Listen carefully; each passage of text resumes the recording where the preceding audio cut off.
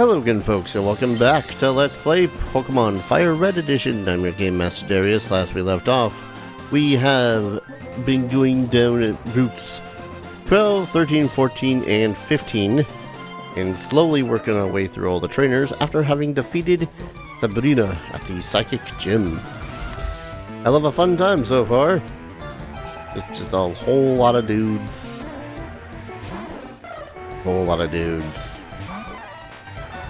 I really probably should go back and, I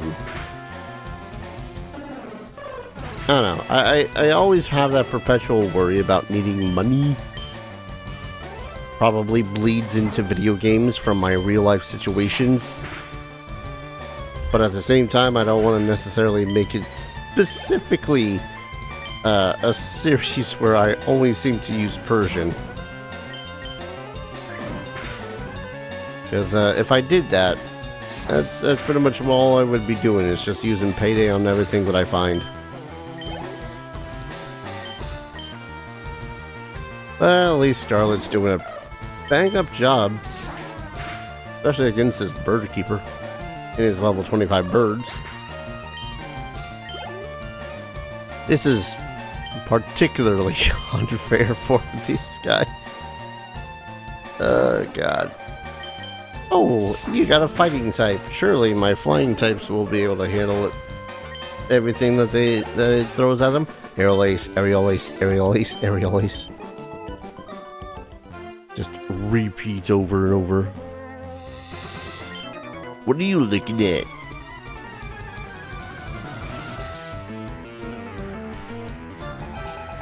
Jared. I could have sworn we fought a Jared back at the bridge.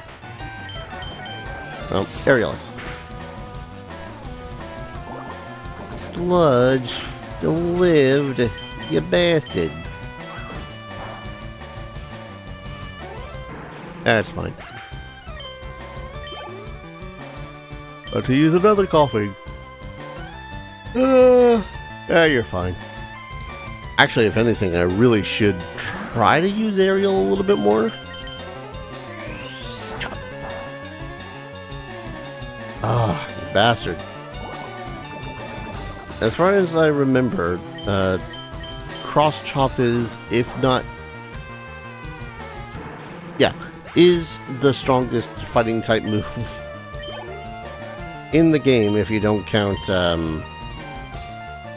Seismic Toss, because Seismic Toss just does your level in damage.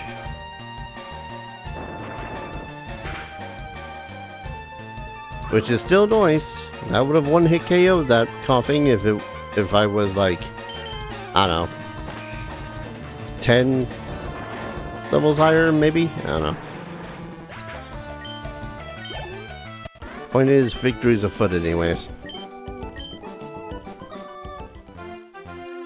Oh, 1 second, there is a doodad over here to be found. Oh no, you're a trainer. I don't know why I thought you were a doodad.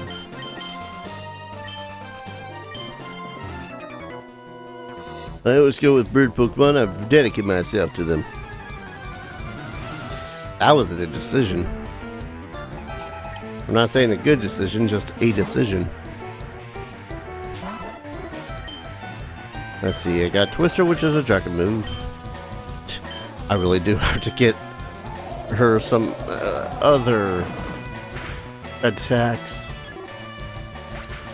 But Twister's pretty good. Dragon type move and all.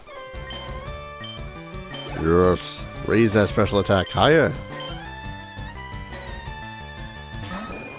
This time we'll go for the stab bonus.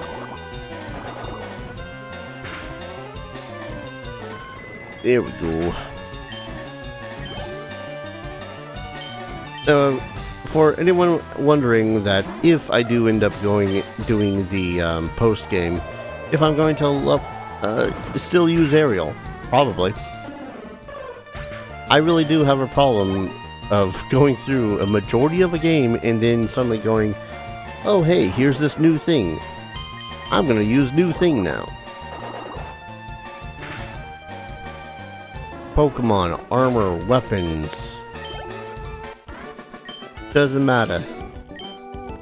If it ends up being something that I have been using for basically the entirety of the career of that game, I'm probably not going to swap it out. With the only exception being, clearly the biggest exception, being whatever the hell I decide to do Moonlight Warrior runs for Souls games. You can take my Moonlight Sword out of my cold, dead hands. Except you can't, because it's a Souls-like. And even though I die, I'll just come right back. So on and so forth.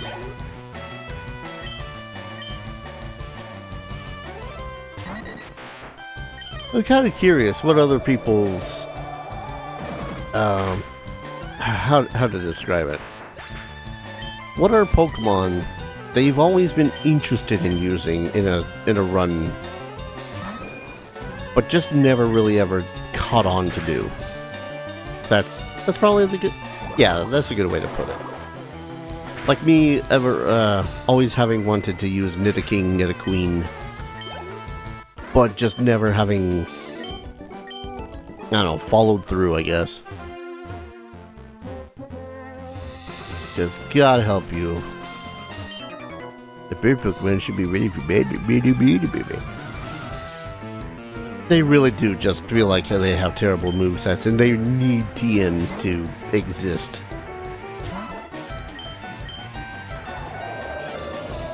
I know that's probably not really the case, and you can really get some good niche moves without using a TM or an HM, but whew, it is rough to suddenly decide, hey, yeah. Because I wasn't going to raise freaking 40 plus levels for Nidorina to Nidoqueen for crunch. Probably still should have. Well. Just for move variations, you know? I say variations, she's already got Bite. Crunch is just stronger. Yeah, Water Pulse.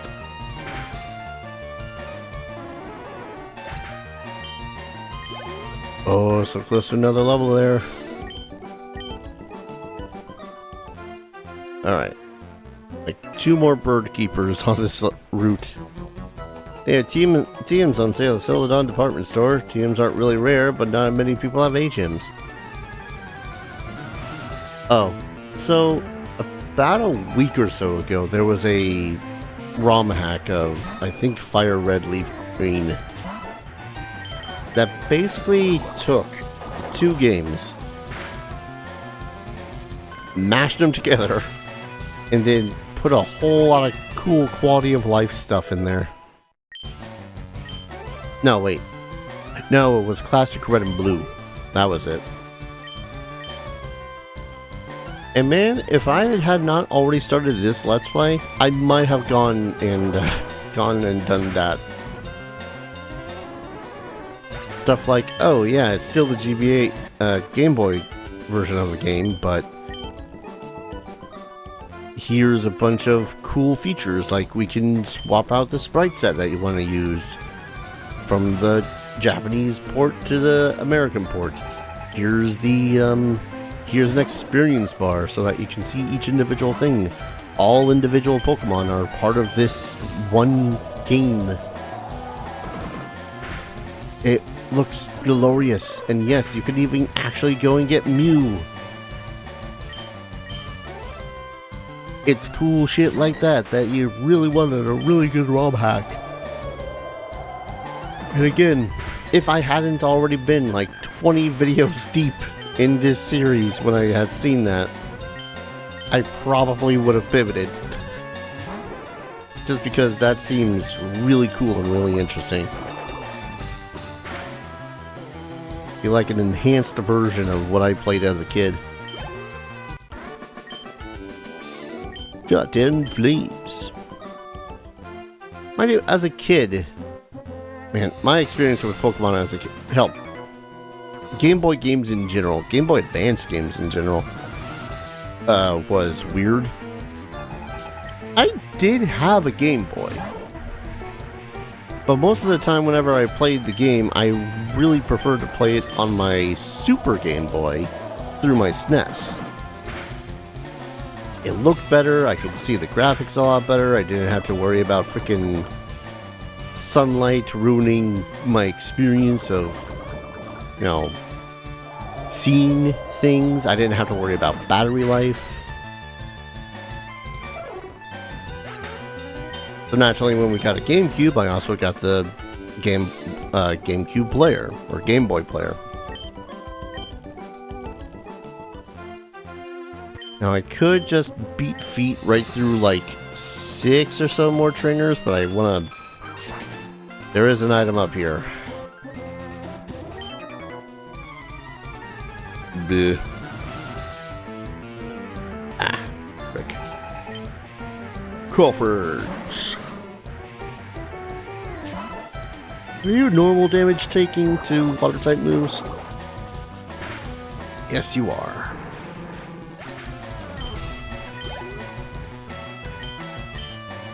And sadly, when it came to that Game Boy player too, that's pretty much the main method I had decided to play most of my Game Boy Advance games, which included Mega Man Battle Network. And that's unfortunate because Mega Man Battle Network kind of sucks with an analog stick. And honestly, I kind of hated trying to use the GameCube controller for the D-pad. God help you if you try to use that D-pad. And one more coughing. I think that's my biggest gripe whenever it comes to GameCube games. If it requires you to use a... Like, I like that layout. That was a damn good layout for a controller, except for the D-pad. I'd rather the analog sticks be... How do I put it? I'd rather the analog sticks be kind of parallel to one another. Because where the D-pad is on like a PlayStation 4 controller or PlayStation 3 controller, just feels a lot more natural to use.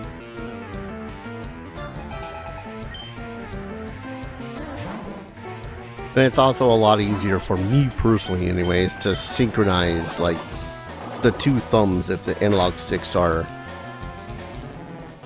roughly the same, well, not same, yeah, same, you'll have to pardon me, my brain is mush. But no, back to Pokemon for a bit. I never really did do the gotta catch 'em all thing because I mostly played on the SNES through the Game Boy, the Super Game Boy. And I did have a Game Boy, it's just, I barely touched it except if I was like going to school or coming home from school. Because buses. And that was fine enough, but no one else had Pokemon Blue, so they didn't, everyone pretty much that was into Pokemon got Pokemon Red at my school. And that was only slightly infuriating because, God help you, if you actually did want to do the 150 Pokemon thing, you're out of luck.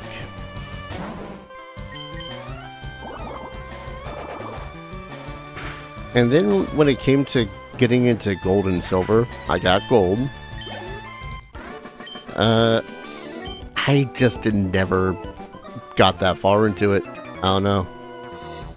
I think there was something about the original Game Boy music for Gold and Silver that just made me super sleepy, so pretty much every single time that I went to play it, I would end up falling asleep.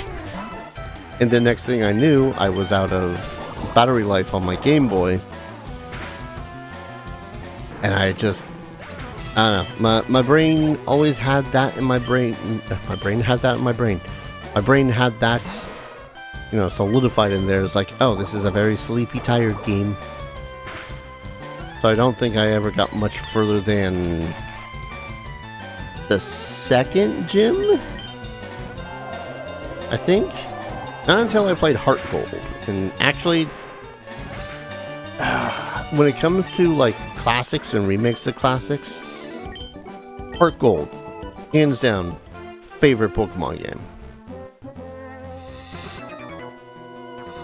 Not into it, but okay, let's go. So yeah, in the future, if I do end up playing more Pokemon games, it's probably going to be Heart Gold next, not Gold.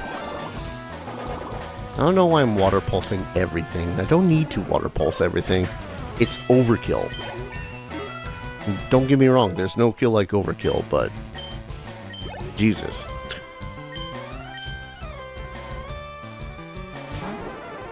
Now, one of the games that I think is the most overly hated for no particularly good reason is Black and White. Not Black and White 2, Black and White. I actually haven't ever touched Black and White 2. Because I already had freaking Black and White 1.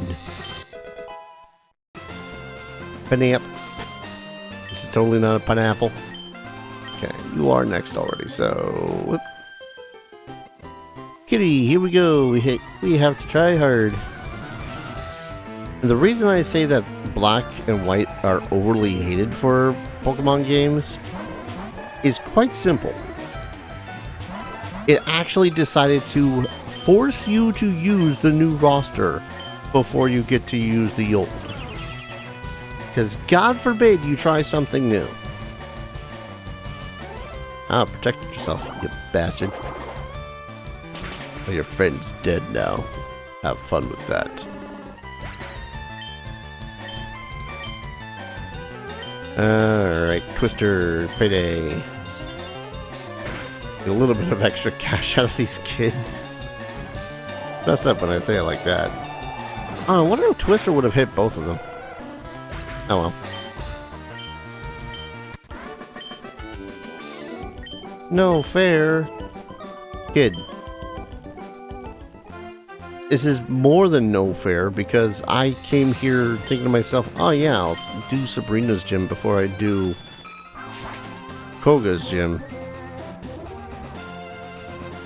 Wait. You look gentle, so I can think I can beat you because you look gentle. Oh, honey. The worst thing you can do is piss off a dude or chick or whatever that is.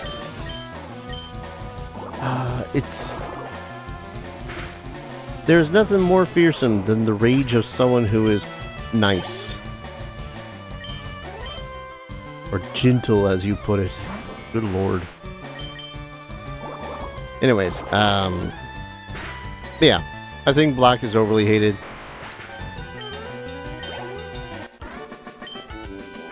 Gold and Heart Gold is personally my favorite of the remakes. You are perfect. Help me train my little brother. Ma'am, I'm going to destroy both of you. And from there oh man, I just realized.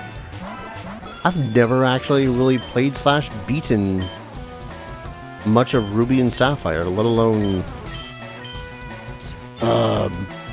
Emerald. Yeah, holy shit. Like, I know I've played through a large chunk of Ruby because of course it was Ruby. Aha, you got poisoned. Nice punch. Rude. Alright, Water Pulse, the hit. Nope, the Hitmonlee. Payday the Hitmonchan.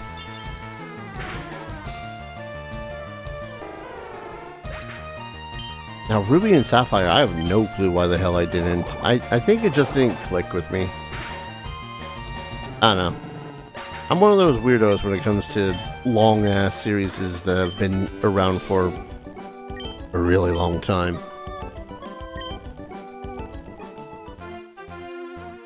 Like, back in the day as a teenager when Harry Potter had just came out or whatnot. Yes, I know it's a little bit taboo to talk about Harry Potter, but bear with me. I read through the entirety of the first book, and then, like, really just didn't click with the within the first 2 chapters of the second. And then pretty much the only thing I know about Harry Potter is from, unironically, the first movie, because I only ever watched like a little bit of the second and constantly fell asleep and then just have a near complete disinterest in Harry Potter otherwise. Which future me is thankful for that.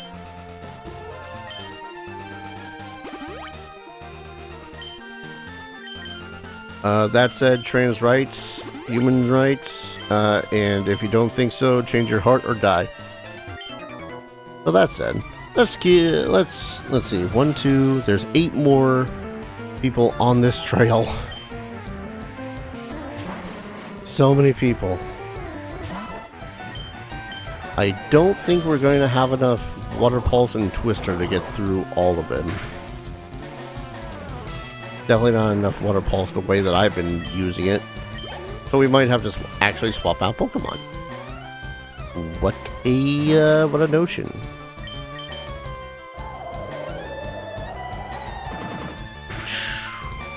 Excellent. Of course, just bring out a Weezing. Who else do I swap out for then? Probably Nidoqueen.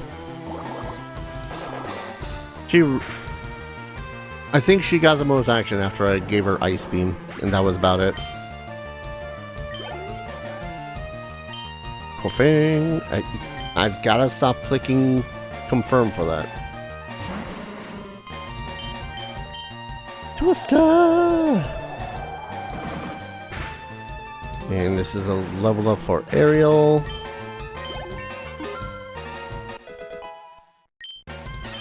God damn, that special attack is disgusting.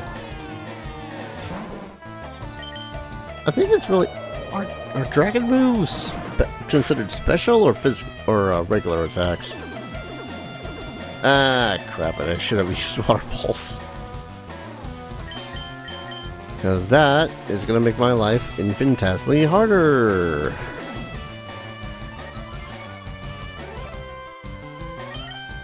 Come on, thank you. One dead pile of goop. Now here's my other concern. If this entire freaking trail here is going to be nothing but bikers. No, they're not. That did not read fork when I had initially read that first few words in my brain. I might be a little tired. Yeah, probably still should not have used Nidoqueen in this situation, but just getting the job done. Primer. Decisions during the Pokemon anime is hilarious. I've only ever watched through the first season. Well, I say season. First series where Kanto. Yeah, Kanto. Essentially this red blue. That whole thing. And I just remember some of the decisions that they made with a whole lot of the Pokemon in that one. Like, yeah, no, most of these do make sense when it comes to how they sound, if they wanted to just say their name. And then there's my 2 favorite, which were Krabby and Kingler, which were like cookie for Krabby, which is hilarious to me for some stupid ass reason. And Kingler, which just sounded like cookie.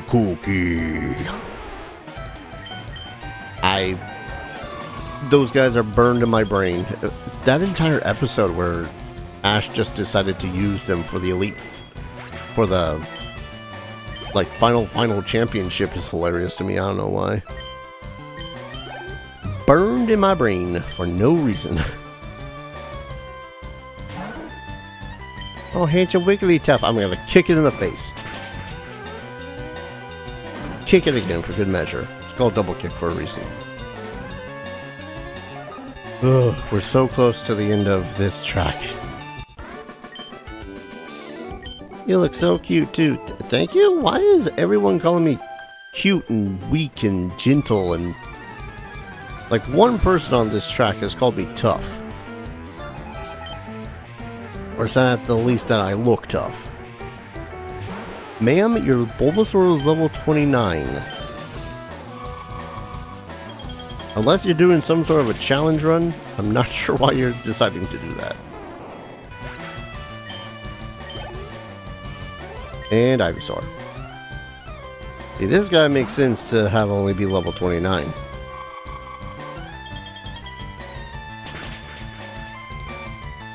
Alright. 4 more to go. Pokemon isn't about winning or losing for me. Oh, good for you. Maybe don't bring freaking uninvolved Pokemon to I don't know. You're near Fuchsia. Doom. I'm only realizing now that my Gloom / Vileplume that I had raised didn't get much use, did they? Ah well. Ice Beam.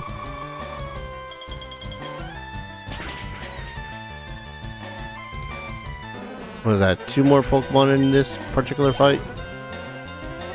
Another Oddish. Good lord. Let's change it up. Bite. Well, I immediately regret having changed it up. This goes to show, only ever do what's optimal, apparently.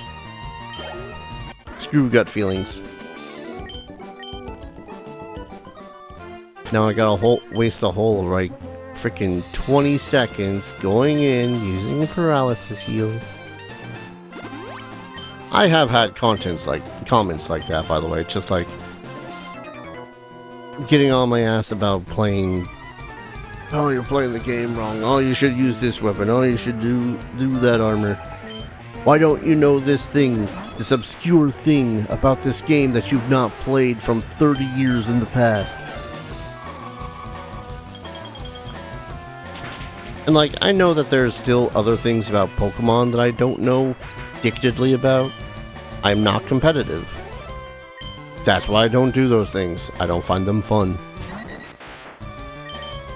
Nice beam. Hell, I wasn't ever really that competitive in anything. Like, I used to play a lot of different card games too. Magic the Gathering, Pokemon. Oh hey, it's the move that I really don't actually want. Superpower. A powerful attack, but also lowers the user's attack and defense stats. Now I'm still kind of tempted to replace double kick for it. In fact, I will. It's just one of those moves that I look at and go, I'm not sure that's worth it. If I find something a little bit more better, I guess I'll use that then. There's only 2 more fights on this particular route, so I'm going to finish them before calling an episode. Just as I could, he says, not knowing just what he thought. What was I saying before the level up? God damn it. No, I remember now. I've never really been that competitive, and any time that I play a competitive game, I don't know. My brain gets stupid. Like, it's overanalyzing shit, it's looking at situations of the battle or duel or whatever the hell you want to call it, and just going 50 miles an hour when I just need to chill out for a little bit.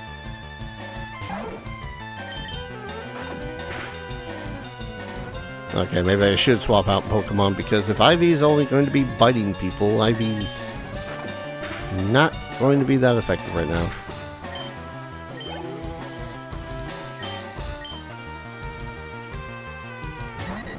My mind just gets overly competitive and gets flustered, and I hate it. That's why I don't play PvP games. Or even times when I do end up playing PvP games, I really prefer to play them with a person, if that makes sense. Like, people have seen time and again whenever the hell I stream Talisman with Link. Me and Link will usually team up against the NPCs. It's not how you play the damn game half the time, but it's how we played. Alright, whatever the hell this gal's last Pokemon is going to be, I'll go ahead and superpower it just to see what the hell that's all about. Theoretically, superpower should be a move that does not miss, because it is a 100 hit. How the hell did the Oddish survive? Weird. Or should I say, Oddish. Anyways. You are probably not the Pokemon to use superpower against, but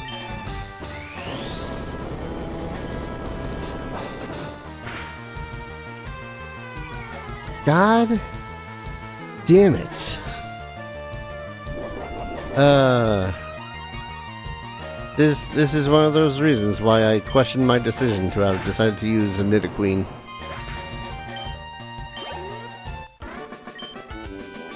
I don't know. I think when it comes to Nidoqueen and Nidoqueen, their moveset is just really wanting. Leaves me wanting anyways. Right, you're the dude that gave me experience share. And next time, I'm gonna get to the Pokemon Center still. But next time, right, I have to go the long way around. We are going to tour Fuchsia. I mean, I could just start off by going right to the gym and punching everything in the face. It's tempting.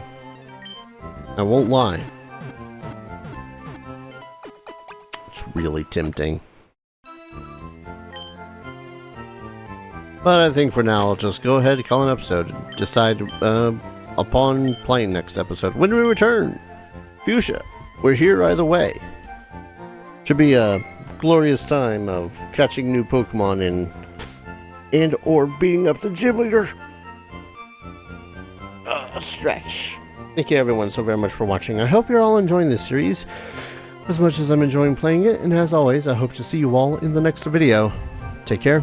Cheers.